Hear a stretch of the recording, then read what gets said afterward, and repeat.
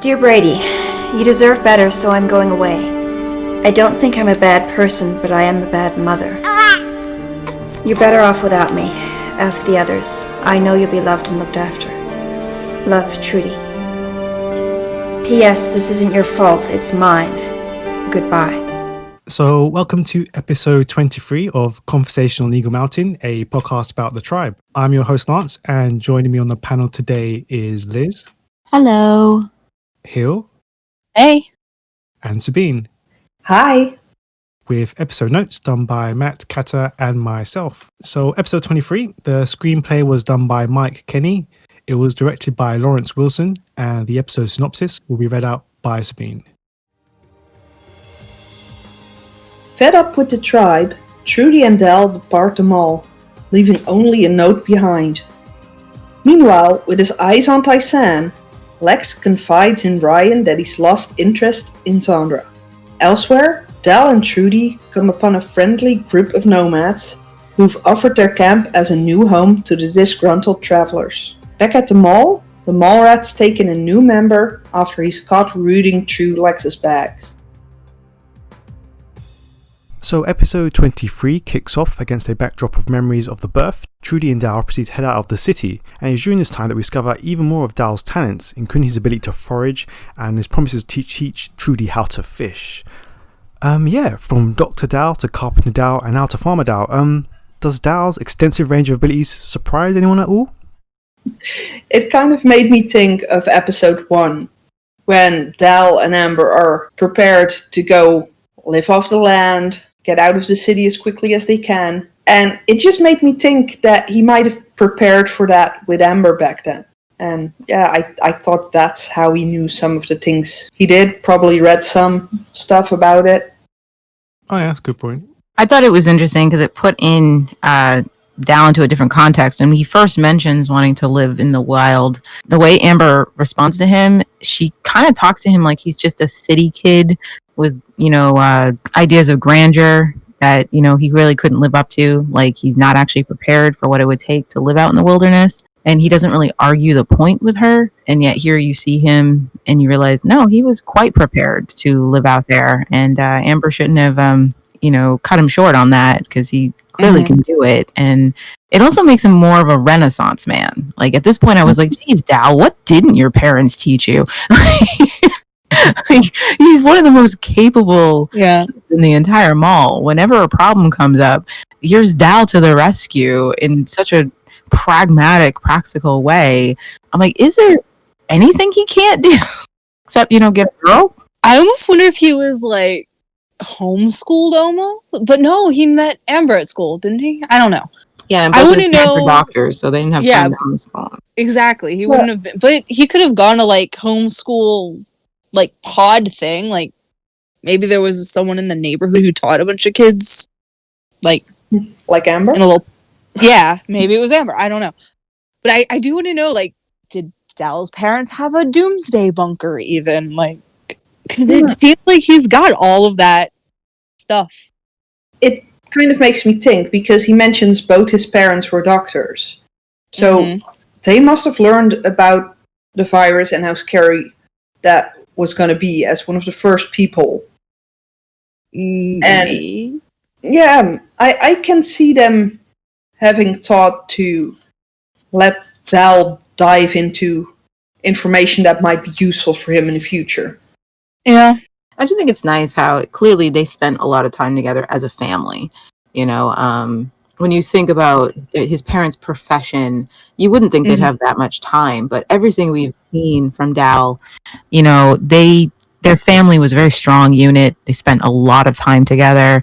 Even in the office is mention of Dal, an activity with their son. And the camping was a cute. Everything he knows about them, everything he knows how to do. Somebody spent the time with him and taught him and encouraged him and his warm feelings about his family. So it just tells you a lot about that, how he grew up and why he's such a considerate and kind person. He came from that kind of background, and he can't consider behaving in any other way because of, the ideals his parents put upon him.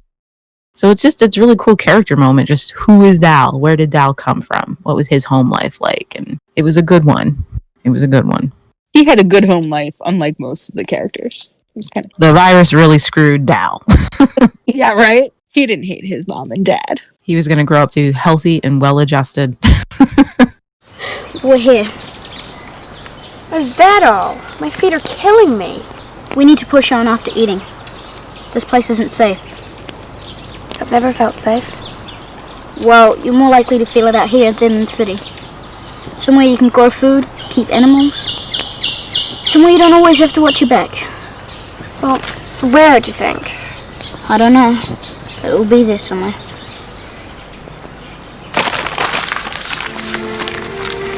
What are you doing?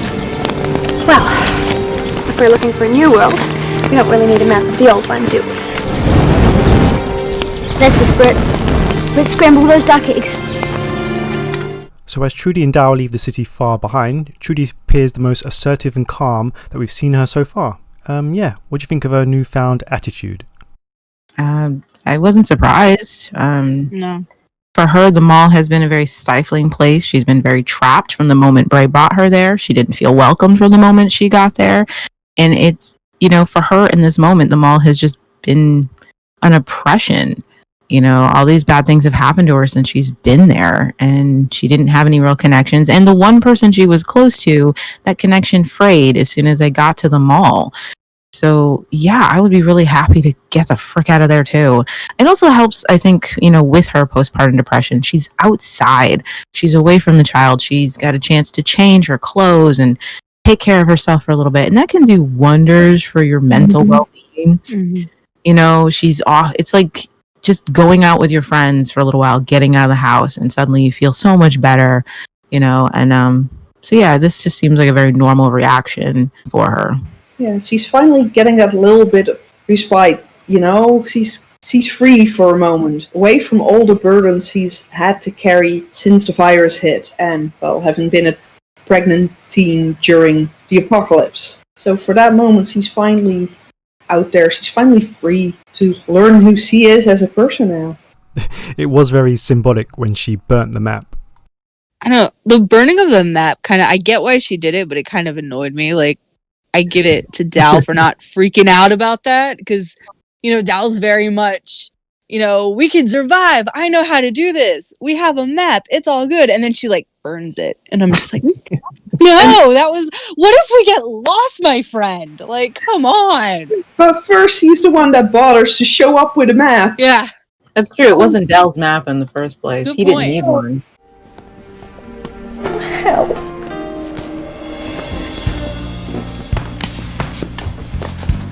I didn't know we'd lost touch, Dal and me.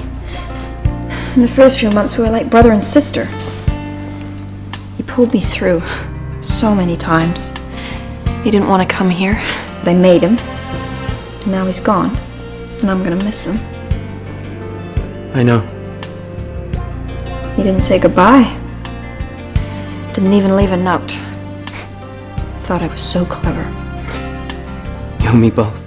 So let's move on to the heart-to-heart within the mall. As the rest of the tribe wake up to the news that Dal and Trudy have left, Amber is upset that Dal didn't even leave her a note, and she decides to confide in Bray, admitting that she didn't realise that the two of them had grown so far apart. Bray in turn confesses that he was relieved to learn that Trudy had gone, but that he isn't proud of himself for it. So yeah, quite a few questions there. What do the panel think of the pair's sudden heart-to-heart? What do you think of what they shared and the interaction with each other? For me personally, this is the first Bramber moment that I really enjoy. This feels so sincere with these two people just being honest about their situations and how they feel about it and accepting each other for who they are. Amber's not holding Bray up to some ideal right now. She's not even looking at him as a love interest. They're not looking at each other like that at all. They're just two people who are feeling a certain way and taking a moment to trust someone with those feelings. And for me, that's where the connection really forms. This is a sincere connection. And I'm like, oh, look at this. you know, you guys actually have something in common and some like level ground, and you're seeing each other for who you are, where neither of you are perfect. Both of you are flawed human beings who could have done things better. So I like that a lot. Yeah, I have to agree with you on that one. I actually like this Bramber moment. Even with my dislike of Bramber in general, this moment I actually like, because it's just not about love for once. And Bray's relief is written all over his face. No, he looks guilty, he feels guilty that he's relieved, but it's like a lot of stress has dropped from his shoulders from not having to look after Trudy anymore. I like when Amber breaks, because I've had that moment where I thought I was a better friend than I actually was. And then reality like hit me in the face, and I was like, wow, I really wasn't that good of a friend, and I missed this whole thing that was happening. And this person that I thought I was really important to, like, they left. They didn't even say goodbye to me. That's how crappy of a friend I've been to them, that they didn't have any problem leaving me behind. And like, you know, and you're kind of like looking at yourself. And I really love that moment of honesty for Amber, because for all of her, you know, she's really good at the things she's good at, but there are things where she falls short. And here's a moment where she's having to look at that, where she took this friendship for granted, this person that she had in her life from before the virus, the last like glimpse of normalcy. And she took it for granted, and she wasn't paying attention to what was going on with him. And then he just left, and she's just like, how did I mess that up? You know? And yeah, I love this moment. This is, if I was a Bramber, for me, this would be my moment. Like, this is this is it. This is when I feel like these two have, you know, compatibility and potential to be something more. I love it. What a pair, she says. I did like this moment because I've never bought into the Amber Dow friendship, so I'm glad it got presented in this way. Also, Bray, this whole time, Amber hasn't really been willing to listen to Bray and what the situation is between him and Trudy, because she's let her own personal feelings get in the way. So this is the first time she's actually listening when Bray says, there is nothing going on between Trudy and I. It's not like that with us. And she's willing to actually listen to him and not judge him and make assumptions about that relationship. So he's able to tell her, we aren't like that. That's not what we're about. And I'm glad she's gone, because it's exhausting having her in my life, and I can't do anything right. And I feel like a tool for being happy she's gone, but there it is. And for the first time, Amber isn't judging him for not being perfect. She's just like, yeah, I get that. Yeah, I'm not that sad she's gone either. I feel you, you know.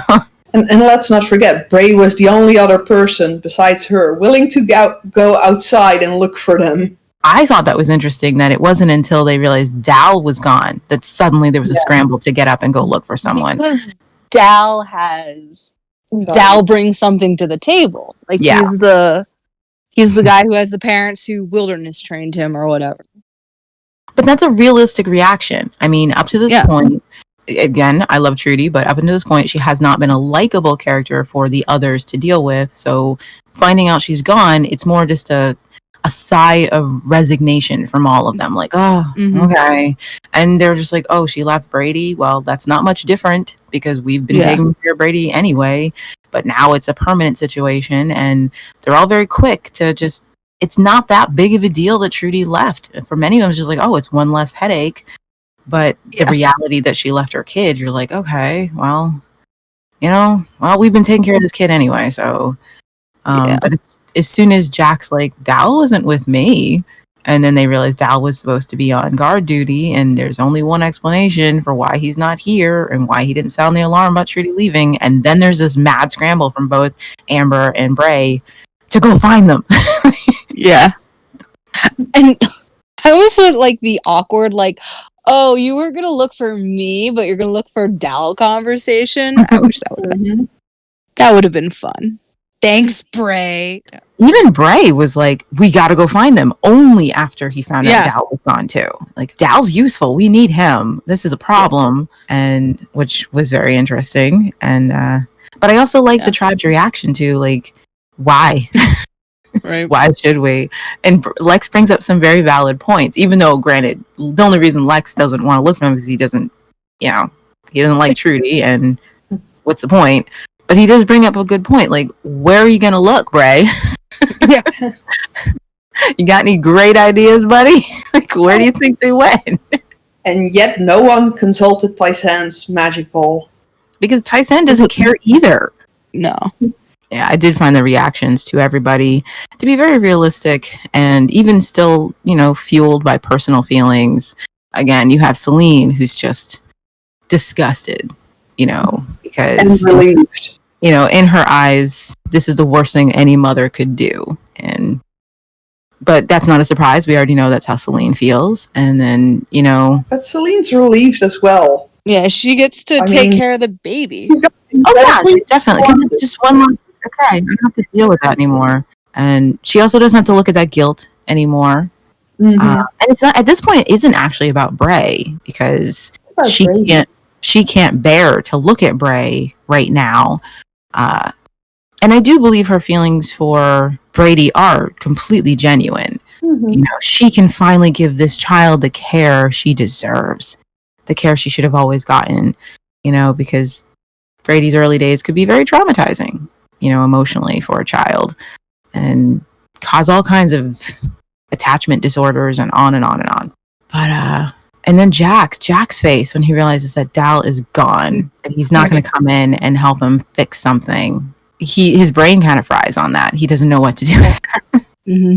It's so sweet to see, though. He looks so lost for a moment without him. He lost his buddy, the only person who really cared. The only one who understands him. Yeah. And the only person who can help him bring his projects to fruition. Mm-hmm. And that would also mean admitting he can't do it without Dal. Mm-hmm. Because when they have to decide what the plan is, when everyone decides, no, we're not going to go look for them. And, Amber resignedly says, okay, fine. Celine, can you take care of the baby? Jack, can you work on the turbine by yourself? Jack's reaction is, yeah, sure. Even though you can tell he doesn't know where to begin. He was looking for Dal to help him. And now he's going to start digging himself a new hole. This is the very start of it. I can totally handle it. Totally. I don't need anybody's help. I'm fine. It's fine. I did like Taisan's reaction to it, though, about Trudy should be allowed to follow her own path, and then Amber just going, what? So we should have let her die? And Taisan being the only one who thinks, well, if that was what she wanted, Yeah, it is an interesting answer. It really is Amber coming up against her control issues. Because the truth is, what are you guys doing? You can't drag two people who left the mall back. They left of their own volition. They chose to leave. They weren't kidnapped. They didn't get into trouble. They left. Your instinct to immediately try and go get them is wrong. You don't have that right to do that. But they're going to try. Yeah, you don't get to make that choice for them. And you see that Bray accepts that much faster. Like, yeah, that's true, but it's a lot harder for Amber to accept that, no, you can't control this. These people took the control out of your hands. And Amber is just like, I need to go clean something. I'm so upset. I love that that's her upset thing. Like, she doesn't get frustrated. She doesn't cry. She just goes to clean. Yeah, stress cleaning. I wish I had that power. Ah, yes. One of Amber's gifts I wish I had. That is hard when you're someone who rigidly maintains control of everything. And, most of the time it's with good intentions and stuff like that. It is hard when you realize that you can't control something. Like, sometimes it's hard to just let it go. Be like, you don't need to control this, and you shouldn't try to control this. Let it go. And yeah, because I'm a control freak. You are? I never would have guessed. Shocker. Did you see my sandwich board? So what would you have reincarnated as? I want to be a cat. Absolutely. That is the life for me. Yeah, since we're on the subject of Taisan, do you agree with her view that Trudy should have been basically allowed to die? I don't know. I mean, we're kind of That's taught hard. from our whole society that we're not supposed to. Like, it's illegal for people to even choose suicide. Yeah. Like, if they're sick and they're in pain, it's such a taboo in our society to allow someone to die, even if it's what they want more than anything. And I don't know if it's because we're afraid of how it reflects on ourselves, or afraid it's something that would be taken advantage of. I don't know. So it's a little hard to look at it without that, our own societal upbringing influencing our thoughts on it. I think you have a point there because, I mean, where I live, assisted suicide by doctors is legal. And for me, it seems like a logical opinion for Tyson to have. But it's her wish. She wants to die, so let her. And in Trudy's case, it's more complex because of the mental issues. But I get where she's coming from. It's like I kind of am with Sabine. Like, if society and tribe world was different, and you could go to a doctor and say, you know, I'm having these feelings, I don't want to be here anymore. Like, that's a conversation that you have with a doctor. And you know, I'm also in the United States where you can't go to a doctor and have them assist with suicide. But I think, you know, just our lives would be a little bit different, and I think that's something that should be explored. It's not something they do lightly, though. No, but you know, if you are terminal, or if there are good reasons, then I do believe that there's something that should be able to be done. And I think that's the issue. Tyson's viewpoint, once again, like many or most of her viewpoints, holds no stipulations or responsibility to it. You know, she just says, hey, you know, Trudy wanted to die. You should have let her. You've been obstructing Trudy's path the whole time she's been here, without acknowledging that Trudy's path has been self-destructive because Trudy has been suffering from mental issues and should probably not be in charge of making those kind of decisions for herself due to her state of mind and her age. You know, Trudy is a 15-year-old girl. You should not be allowing her to decide if she should die, you know? It doesn't help either that we have evidence that Trudy is able to get better, you know? And so that child, that young woman, all of that potential, that life would have been snuffed out if we followed Tyson's mandate of just letting people do whatever the frick they want. Brady would have lost her mother, you know?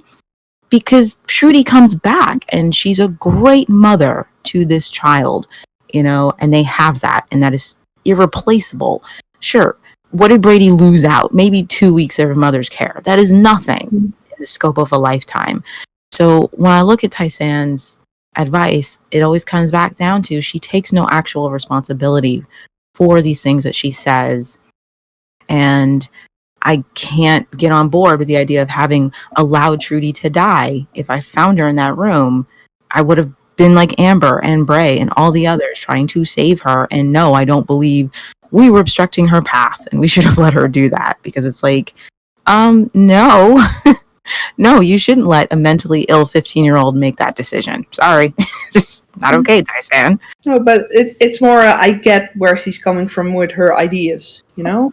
Oh, of course. Tyson has beautiful ideas, but again, they are not well thought out, and she does not think about the gray areas. They're so black and white for her and free for all. So yes, in certain cases, you should just let people walk the path they're going to walk. But usually we're talking about mature adults who actually can make these decisions for themselves and know what the consequences are and understand those consequences. Not children. You can't just let children walk any old path they want to because they don't know any better. So yeah, again, Tyson just doesn't think about those things. But as for Trudy leaving the mall, okay, yeah, let her do that. That's fine. That's not deadly. Okay, that's okay. See what I mean? Like, it's okay to let Trudy leave the mall. I don't think it was okay to allow her to kill herself. So that blanket statement from Tyson needs clarification. She always has lovely points to open up discussion, though. And then she just leaves them out there broadsided, and it's like, do you want to go into the details of that? No, it's over. And then she never does. She doesn't have bullet points because she actually can't discuss these things in a more specific manner. Because again, she's just regurgitating beliefs that were told to her. They sound great, but let's back up a bit to the beginning of the episode. Because I found it a bit interesting how it seemed that Brady had been crying for quite a while, and no other member of the tribe went to investigate. Yeah, do you think it was because like the rest of the guys were genuinely worried about what they might actually find by stepping into Trudy's room? Probably. I also think because it's been the routine with Trudy. Like, it's not unusual for her to have left her baby crying for hours. And maybe, they were a little afraid that she'd offed herself for real this time. Never actually thought about that. I don't think they were afraid of that, though, because some of them, at least Amber, would have kicked that door down, if she was afraid that that was going to happen again. I think most of the time the kids end up sleeping through Brady's cries, and Celine is one of the few people who is woken because she lives right next door to Brady. But then again, so does Amber, so that's strange. But then again, Amber has never come in the middle of the night hearing Brady cry. Nope. So I think most of them just end up sleeping through Brady's stuff, and Celine's one of the few people who is very in tune to Brady. So she always hears Brady crying. She always comes. So if anybody ignored the baby crying, it was Celine last night, and there are a myriad of reasons why she probably would have. If I was Celine, I wouldn't have wanted to go in that room either. And it's like, maybe she did it again, and this time I don't want to know about it, and I don't want to have a hand in it. I'm just gonna stay here. I know nothing, and we'll just see what happens in the morning. Never follow her path. Yeah. Or maybe Brady hadn't been crying that long. Maybe it was just like a morning routine. Baby starts crying. You think Trudy's maybe dealing with her, or maybe you think Trudy's ignoring her, and one of you will eventually go wander and see. Like you said, they're used to the routine of Brady crying for a while. Her mom ignoring her. It's only after a while you say, okay, I guess I better go check because Brady's been crying for 45 minutes straight. I better make sure everything's okay. But if the Brady's only been crying for 20 minutes, I'm pretty sure they're used to ignoring it. Yeah. And nobody wants to go in there and deal with Trudy. She's not been in a good mood. Nobody wants That's the real issue. We don't want to deal with Trudy. Let's be honest. I do love that it's Chloe that ends up going in, though. Right. It shows up her nurturing care. I mean, she can't help sad animals. She can't resist a baby crying. It's tiny and she needs to help it. Because everyone's gone to breakfast and they're just like, whatever. I'll eat my breakfast and then I'll go check on Trudy and the crying baby. Celine is deliberately staying away from the room. She don't want anything to do with it right now. She's dealing with her stuff. And you can tell the look on Amber. She's heard the baby crying, but she's like, I don't want to deal with Trudy right now, so I'm going to wait. I need to just get some sustenance. I got to shore up my defenses before I go deal with that woman and her baby. And Chloe's like, oh, okay, I'll go do it. No one else is. Yeah, but would anyone? Well, Trudy might, but I can't see anyone biting off Chloe's head for helping because she is that innocent. I could totally see Trudy doing it. In her headspace, everybody's fair game to Trudy at this point in time. Like, as far as they know, she will snap at anybody. But I get, Chloe's a fearless little thing, so. Yeah. And the last time she did spend time with Trudy was nice to her, even though Trudy was sad. So, Chloe doesn't really have a reason to be afraid to go confront Trudy right now and see if the baby's okay. She has reason to believe that Trudy will at least be nice to her. Yeah, and she was afraid last time that little Brady wouldn't have a mommy anymore. That's true. She was very in tune to that. So, and I bet Chloe was like, why isn't anyone else checking on her? Yeah. None of the other people who would normally check on her. If the big people aren't doing it, I'll do it.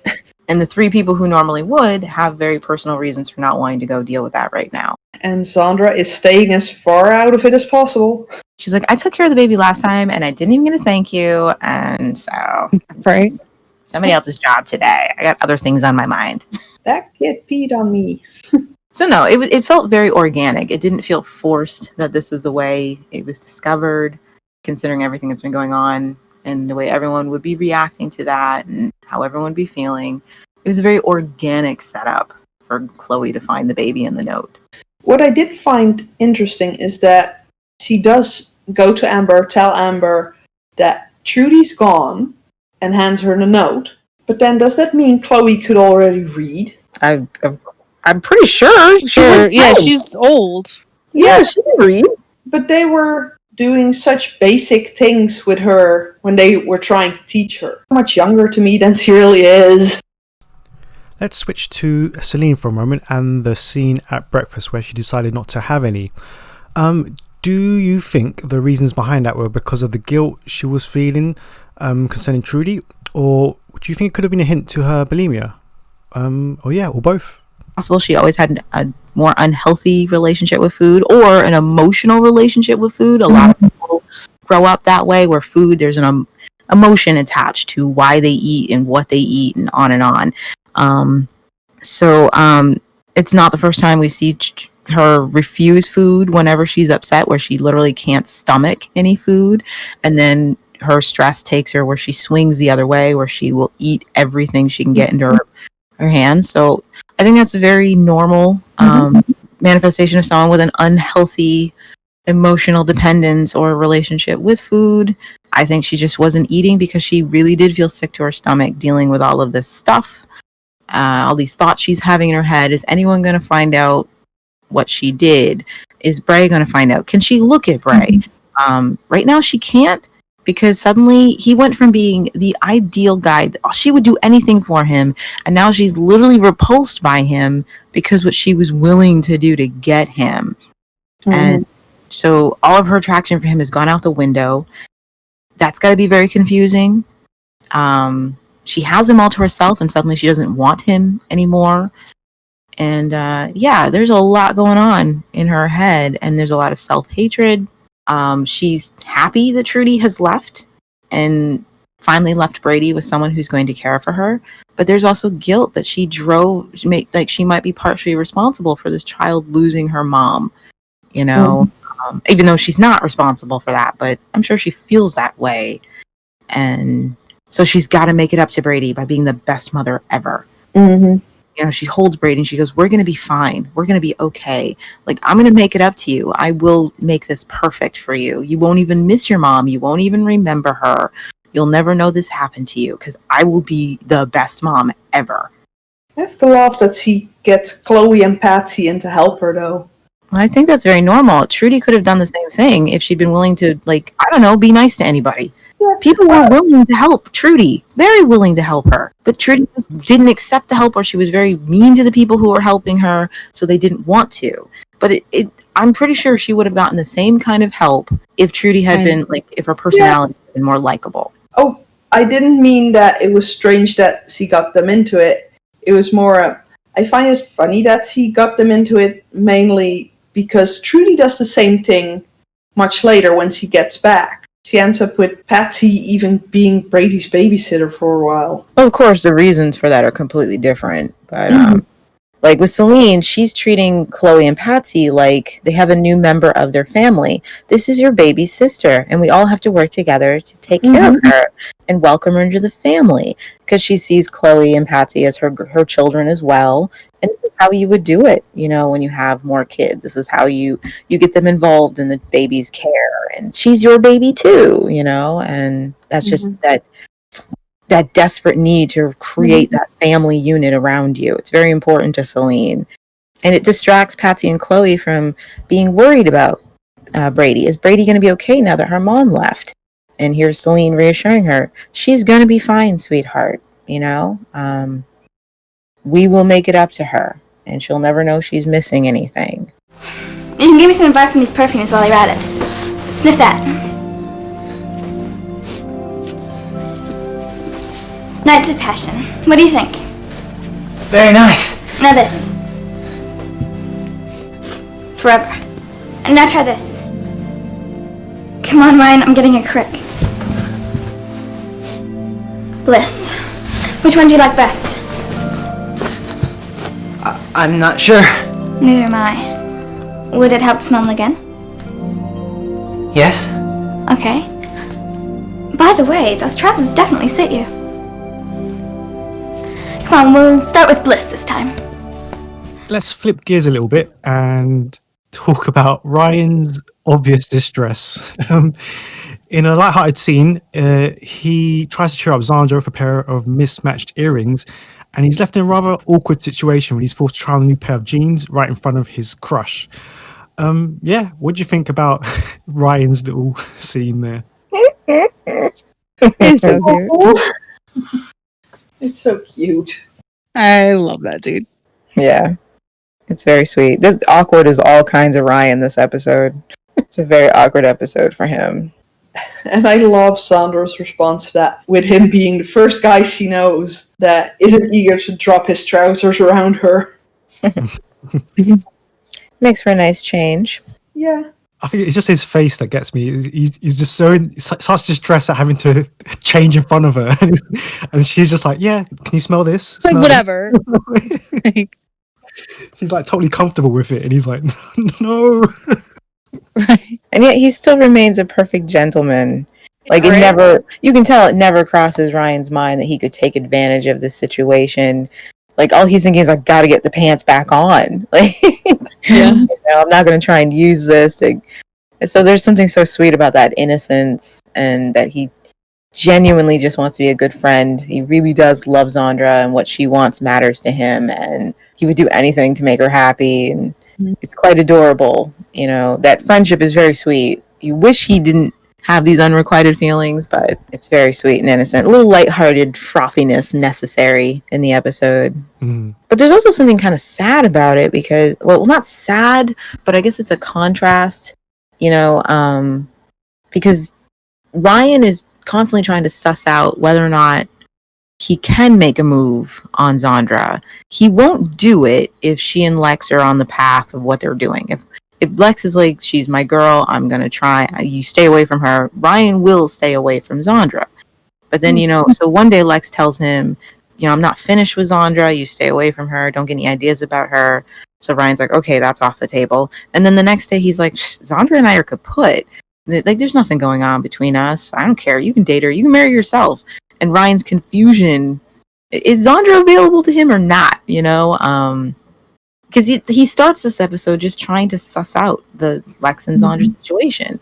Like, so I'm still your best man. You guys are getting married, all that stuff. And Lex basically says, not going to happen. And Ryan's like, for reals? Okay, so she's free. Okay, I did see you sleep with Tyson, so I guess that means... So, you know, he's going to get Zandra a gift. He's going to try and woo her. Very confusing for Ryan. Very confusing, this poor guy. It's so sweet, though. He tries so hard. He does. Even with the mismatched earrings. Knowing that she loves earrings, so he better find her a pair. I love the conversation. He's so honest with her when he tells her that Lex says, I'll never get a woman because I don't understand them. And, you know, I don't take care of myself and my feet stink. Yeah. And Zandra's just like, oh, sweetie, the feet are a drawback, but you just smarten yourself off of it. And it's so sweet. I love that moment between the two of them, that honesty between Ryan and Zandra, and how he never pushes himself on her. He never pulls that nice guy entitlement act. Like, I'm your friend and I'm nice and I'm good to you, so I deserve your love. I deserve this relationship. Ryan never pulls that, ever. He never treats Zandra like she owes him anything just because he's in love with her. And he never resents her because she doesn't return those feelings. And so she's able to be completely comfortable with him because he's never trying to manipulate her into being with him. And so they're very sincere and sweet moments, the two of them. You just smarten yourself up a bit. You need a little help. I'll help you. Let me help you out. Let me help you get a woman, right? You gotta dress better, for one. Ryan, these are the earrings you gave me. He must have been in everywhere. I needed them for food. I'm starving. You could have asked. And you'd have given me some. We may have. Be the first I've met. What's your name? KC. Well, Casey, we don't like thieves no more. That must have been the bad feeling I felt. What should we do with him? Cut his hand off. Jack, Put him in the cage. throw him out. And give him a good hiding. Like, hang on. How'd you like to join our tribe? We've got plenty of room now Dal and Trudy have gone. And Paul. And the kid's good. Like, he did over all our rooms, nobody noticing except for me. We need somebody with guts. We've got enough wimps in here. How about it, KC? You want to join us? Amber! Yeah, that'd be cool. So with the absence of Paul and now Trudy and Dal, that leaves a vacant slot within the mall. A spot that's quickly about to be taken by the new character, KC. Lex soon discovers him, steals him, and he hauls him in front of the rest of the tribe. Jack's immediate reaction is, as you can expect, cut off his hand. But Lex is impressed with his skills and invites him to join the tribe. Let's stick with that first of all. Was Lex's sudden suggestion surprising? So here's Casey, who's like, oh, this is perfect. I can mold this person. I can use this person. I can screw over this person if I want to. I can influence this person. They're too young to know any better. Because I was like, Lex, when Bray came and stole from you guys, you didn't like Bray on sight. He hadn't done anything to deserve it. And then he stole from you and you held it against him as if it was the worst thing in the world. Tai-San showed up. You immediately didn't like her for no reason. But yet someone actually breaks into your mall and is stealing from you. And your chief of security reaction is to let them join. Come on, Lex. Hey, if he can sneak past everyone there, who knows what the kid's capable of? He's useful. Did it surprise you about everyone's vote? It should have, but at the same time, I think some of these kids are so mentally, emotionally worn down right now. Look at the way Amber agrees to letting Casey join. That is resignation. Like, I'm tired. Yeah, sure. Fine. Do you want to stay? Do you want to join us, Casey? I don't really care right now. I can't. I've been trying to control everything and everything's been falling apart and my best friend just left. So maybe I should just do what Tai-San says and let it go. Go ahead. You want to join us? Fine. Maybe we need a master thief. Who knows? Maybe this is the path that we're supposed to go on. So you could tell some of them are just like, whatever. Mm-hmm. I think it was like an opportune time for Casey to show up because they're trying to deal with, Trudy and everything, and they're just like, whatever.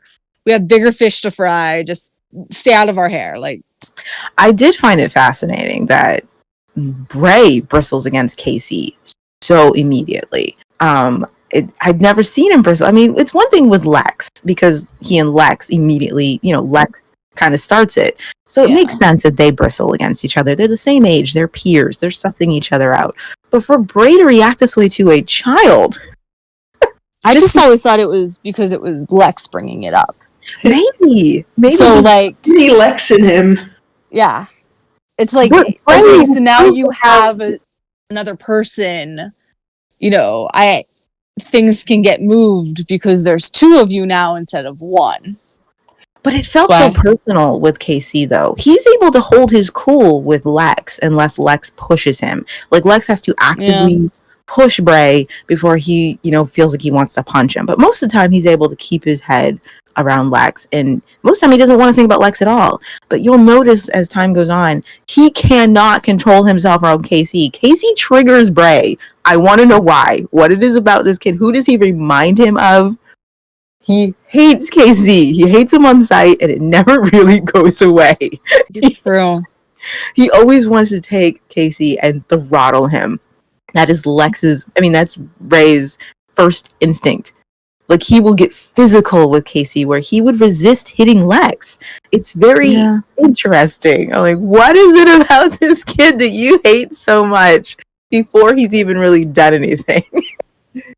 Yeah, he looks like he could have been a little loco.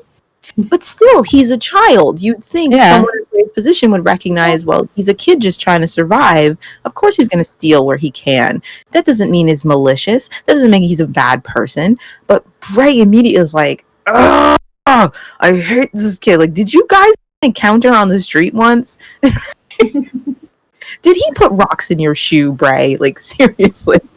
Why do you hate this kid so much? As time goes on, Bray will always kind of smile when bad things happen to Casey. He never grows to really like Casey. There's always going to be... It's an interesting rivalry nobody talks about. And it's an unfair one because Casey is a child and he has this older kid who is very antagonistic and clearly doesn't like him. And how that must feel if you're like 9 or 10 years old and all you got is bluster on your side. Like, why do you hate me, dude? I'm the kid. You're supposed to be the mature one. I mean, there is that whole water situation, but yeah.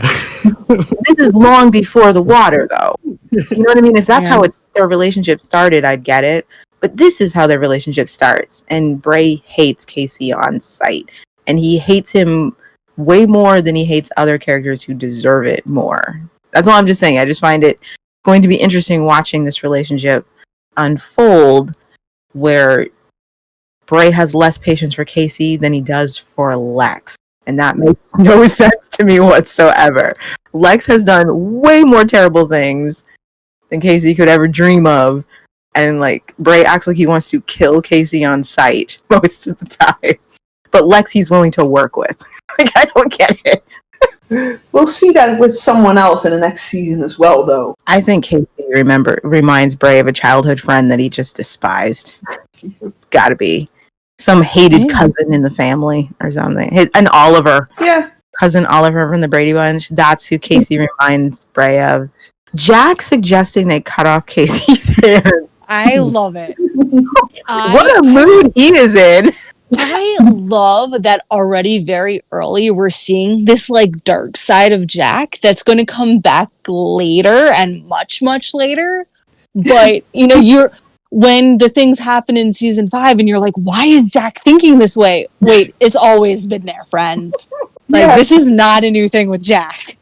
I mean, come on. He suggested they'd kill Ebony. Like, so if someone steals from you, you cut off their hand. That's how they did it in the old times. But this is the first time when Jack suggests it with malicious intent. Yeah. All the other times Jack has suggested something that is morally questionable, there's no anger in him when he's done it. It's just sort of like, this might be something we have to do, and here's a way to do it. Yeah. But with Casey, he is clearly pissed that Casey broke into the mall and stole from them and got his beloved batteries. He is so mad. He's mad. His mall. There is no reason to cut off Casey's hand. All you should do is kick him out. But that's the first thing Jack's like, cut off his hand. Yeah, because that's what you do with thieves. He'll never steal from anyone again. I love it though. It makes me smile. I also picture Jack as like the kid who played a lot of video games and didn't get out much. So when stuff comes up, he throws out like the most far-fetched thing just to get the reaction. Like, oh, we've caught a thief. What thief? What should we do? Cut off his hands. Like, just, why not? That's the thing we should do. It's a Tuesday. Let's string him up and by his knees. Will be fun. I saw it in a video game once. Okay, is it just me?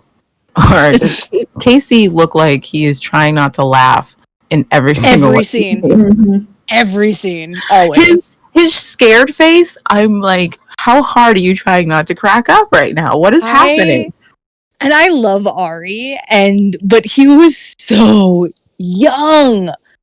And like it cracks me up because that's just how it is. Like, I think looking at the cast ages, me and him are the closest. So, like, you know, when you put yourself in the show, like, that's what I would look like, kind of. But yeah, I just noticed that with him for the next several episodes, every time Casey looks scared or concerned, he actually looks like he's trying not to laugh. No, it's probably just because of his face. He's got a very cherubic face. So, you know, he's dimples up and it tends to look like a smile, even if he's not smiling. So, yeah, every time Casey's going to look distraught, it'll look like he's just trying not to laugh at you, which would infuriate me. But it's so... Are you laughing at me? No, really, I'm scared. You're totally threatening me. You're mocking me, aren't you? I love him so much. I do like his introduction. I thought it was one of the more creative introductions. I like his look. I love that bomber jacket hat and the hat. With the eyes. I love that there's eyes on the front of the hat. I want one. He really does look like he's been surviving in this world and he's been doing okay for himself. And he makes me think like he was a street kid already before the virus hit. Oh, I'm sure. He was putting rocks in Bray's shoes because he was a street kid and a thug. Stealing a skateboard. Yeah. They've seen us now.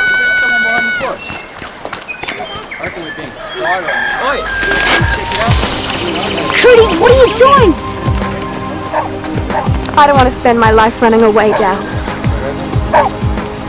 This is the safest looking place I've ever seen. Here goes. Hello, strangers. Oh, we don't have much, but what we do have, you're welcome to share. So our final thoughts of the episode. where we see Trudy and Dal come across a strange tribe along the river. Yeah, what were your first impressions? It's the first time we actually see peaceful people in this world aside from our nomads. Honestly, my first impression of the nomads, I straight just thought they were the kids of a commune. Yeah. From before the virus. Like the way they talked, they struck me as they hadn't actually been out in society before the virus. So maybe that was why they had such stilted speech and they weren't used to seeing other people. And obviously that's what would happen. These communes where people live and live away from everyone, the adults would still die from the virus and the kids would try to carry on the best they could. So I thought that's probably what these guys had come across. These were just, children from the hills just chilling, and they were like, oh wow, city dwellers. Even the way they dressed, everything's very homespun, all the homeschooled kids together.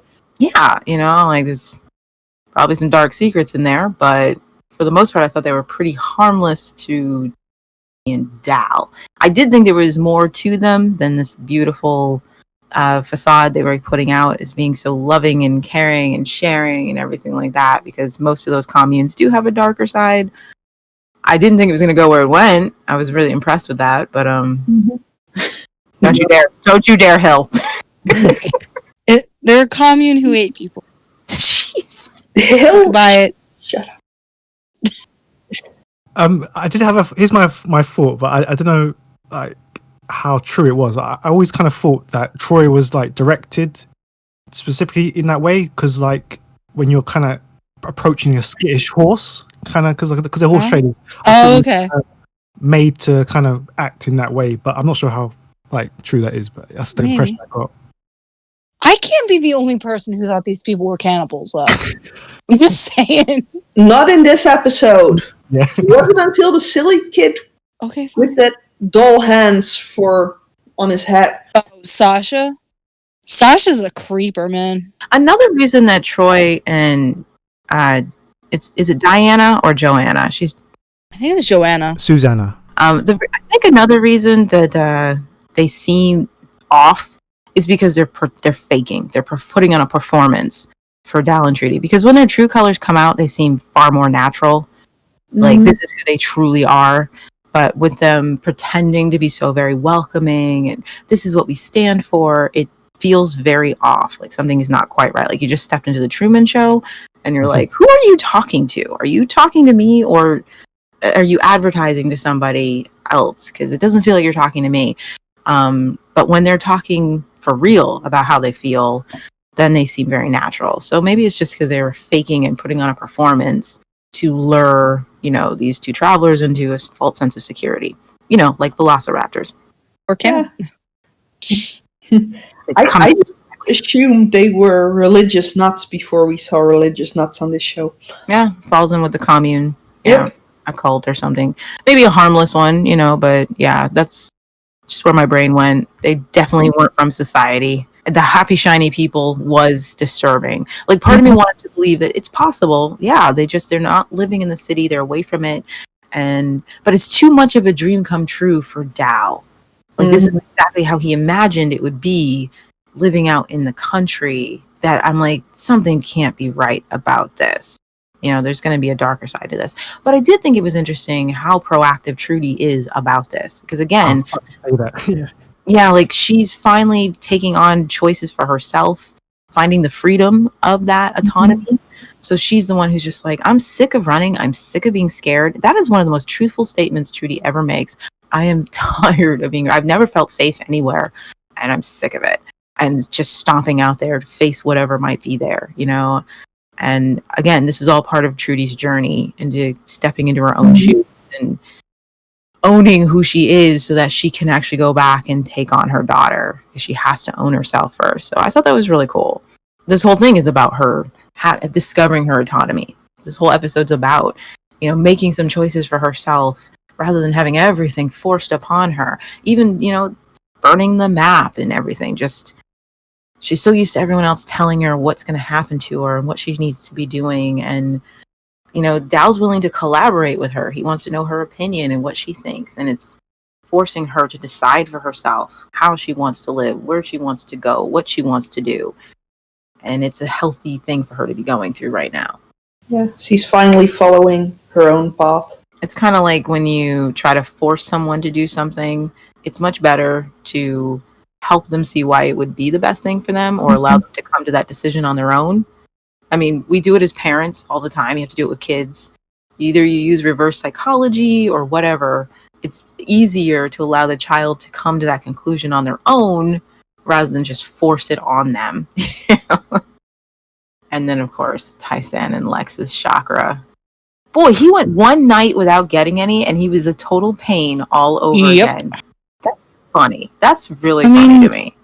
Isn't that kind of like life? Dude, it was one night, and you've gone so much longer without getting any. True. It was quite sad that it was only directed at Ryan for the whole episode. It was no one else got it really. It was just Ryan. It's mainly because nobody else went near him. Because they knew. Like, Ryan's usually in his space, and Ryan's willing to put up with him. But Zandra stayed away from him in this episode for some reason, and no one else had the energy to even engage him in conversation. So Ryan was the only person he could start anything with. I also think it's because Ryan's always a safe target. Yeah. You know, Ryan takes it, and there's very little consequence if he starts picking on Ryan. But even Ryan today was just like, dude, watch yourself. You won't have any friends left. I was proud of Ryan for doing that. It's a very important statement. Yeah. It's a reminder to Lex that Ryan chooses to be his friend. He doesn't need Lex. He doesn't owe Lex anything. He chooses to stick around because he cares about him. But even he has a line in the sand, you know? And he's also pointing out to Lex, this is why you don't have any friends, Lex. Which is very personal because Lex doesn't have any friends. And, which may have also encouraged his decision in deciding to take on Casey. He doesn't have any allies, really, you know? And he tends to burn bridges with people. So why not grab a new ally? And Tyson being like, oh, someone needs another dose. Sorry. And she's digging at him all day. That's what's funny. Like, she's trying other ways to engage him. Like, she's watching him run up and down the stairs, and she's suggesting other things. And he's like, no thanks. If it's not sex, I don't want it. You know, she teases him about being a hamster in the next life. Like, she's kind of dogging on him all day. Yeah. And I'm sure that's making him just crazy anyways. And then she just shows up unannounced. Hallelujah. That would be my quote for the episode. I'm sorry. The way he delivers it in the context, it's so naughty and funny. I love it. Yeah. Like, that's sacrilege. I love it so much. There's no discussion, you know? She doesn't have to say why she's there. She just shows up in her pajamas and he's in bed. Yeah. I still like not Lex's line, Jack's line about the hands, cutting off Casey's hands. There are some good lines in this, you know? We're going to start a new world. We don't need a map of the old one. And it's a really good transitional episode. A lot of changes, both physically and emotionally for characters. It's a very important episode, I think, character-wise, and where these people are going to go and how they're going to evolve as they continue. Thank you once again to the panel, Liz, Hill and Sabine, and we'll see you next time for episode 24. So until then, bye.